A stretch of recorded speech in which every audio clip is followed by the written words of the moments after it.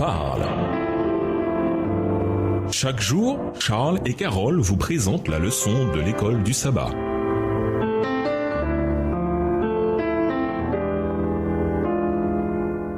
Bienvenue à votre émission Dieu nous parle. Nous voilà au mardi 30 août. Le capital social. Bonne réputation vaut mieux que de grandes richesses. L'estime des autres est préférable à l'or et à l'argent. Proverbe 22, verset 1, version Bible en français courant. Quel est le rapport entre l'idée exprimée ici d'une part et notre témoignage et notre évangélisation d'autre part? Qu'est-ce que le capital social? Quand vous faites des versements sur un compte bancaire, sa valeur augmente. Le capital social consiste en des relations positives, productives, qui ont autant de valeur que de l'argent placé en banque. Quand vous entretenez de bonnes relations avec les responsables locaux, que vous leur demandez conseil pour combler les besoins existants, puis que vous passez à l'action, vous développez des relations avec eux. C'est cela le capital social. Chaque expérience positive avec eux est comme un investissement dans votre relation. Votre capital social continue de grandir et votre valeur augmente à leurs yeux. Le manuel d'Église nous rappelle que les adventistes du 7e jour devraient se comporter comme des citoyens modèles et contribuer au bien commun. Nous devrions encourager par tous les moyens à notre disposition tout effort en vue d'un meilleur ordre social et rester du côté du droit et de la justice dans les affaires civiles.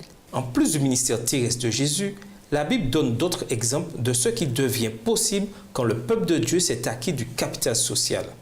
Lisons les passages suivants et décrivons les liens positifs que ces personnages bibliques ont vécus avec des gens de l'extérieur et quels ont été les résultats.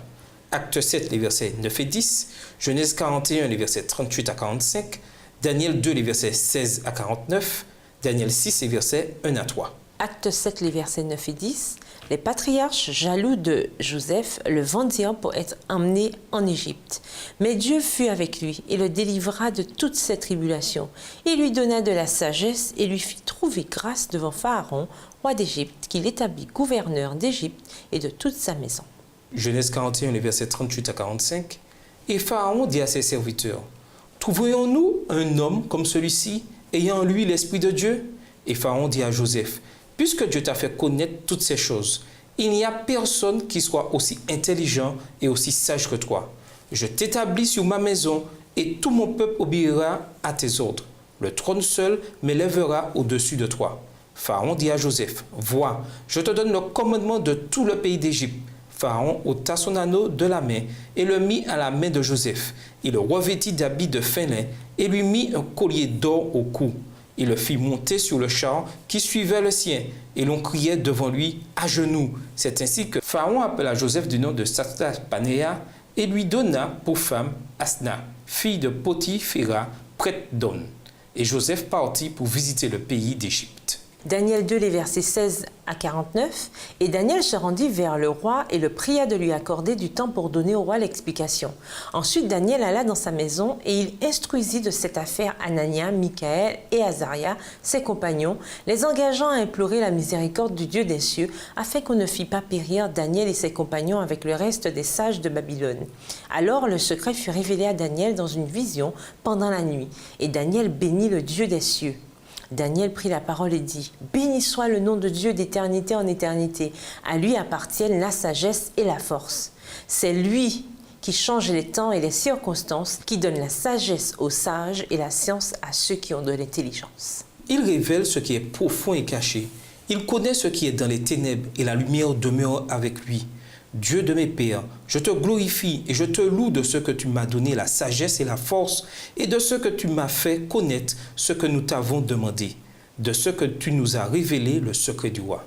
Après cela, Daniel se rendit auprès d'Archoc, à qui le roi avait ordonné de faire périr les sages de Babylone. Il alla et lui parla ainsi, « Ne fais pas périr les sages de Babylone, conduis-moi devant le roi et je donnerai au roi l'explication. » Archoc conduisit promptement Daniel devant le roi et lui parla ainsi, « J'ai trouvé parmi les captifs de Juda un homme qui donnera l'explication au roi. » Le roi prit la parole et dit à Daniel, qu'on nommait Belchazzar, « Es-tu capable de me faire connaître le songe que j'ai eu et son explication ?» Verset 27, Daniel répondit en présence du roi et dit, Ce que le roi demande est un secret que les sages, les astrologues, les magiciens et les devins ne sont pas capables de découvrir au roi. Mais il y a dans les cieux un Dieu qui révèle les secrets et qui a fait connaître au roi Nebuchadnezzar ce qui arrivera dans la suite des temps. Voici ton songe et les visions que tu as eues sur ta couche. Sur ta couche, ô roi, il t'est monté des pensées touchant ce qui sera après ce temps-ci. Et celui qui révèle les secrets t'a fait connaître ce qui arrivera. Si ce secret m'a été révélé, ce n'est point qu'il y ait en moi une sagesse supérieure à celle de tous les vivants, mais c'est afin que l'explication soit donnée au roi et que tu connaisses ses pensées de ton cœur. Ô roi, tu regardais et tu voyais une grande statue. Cette statue était immense et d'une splendeur extraordinaire. Elle était debout devant toi et son aspect était terrible. La tête de cette statue était d'or pur, sa poitrine et ses bras étaient d'argent, son ventre et ses cuisses étaient d'airain, ses jambes de fer, ses pieds en partie de fer et en partie d'argile.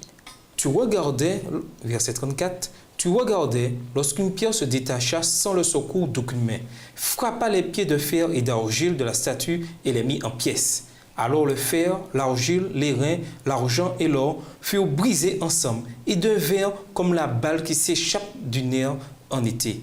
Le vent les emporta et nulle trace n'en fut retrouvée. Mais la pierre qui avait frappé la statue devint une grande montagne et remplit toute la terre. Voilà le songe. Nous en donnerons l'explication devant le roi.